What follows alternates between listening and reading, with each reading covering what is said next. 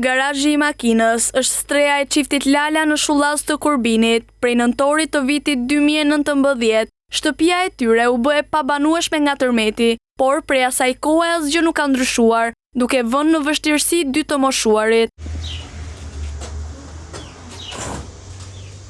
I zoti i shtëpisë, Pashk Lala, thotë se jetesa në këto kushte është mjaft e vështirë, ndërsa tregon se banesa e tyre është klasifikuar e pabanueshme për të shëmbur dhe rindërtuar nga fillimi, por kanë kaluar gati 6 vite nga tërmeti, asnjë veprim nuk është ndërmarrë. Sa posa plas kolona bazë e shprisa, asnjë lloj manevrimi s'ka bën njeri. As ndërtim, as i gjon bot. Shtëpia do të prishet. Kjo shtëpi ka shku në qeveri për shemje si godin komplet, edhe s'kan marrë as i mas. Nuk jetohet. Në garazh kena pas në qenin.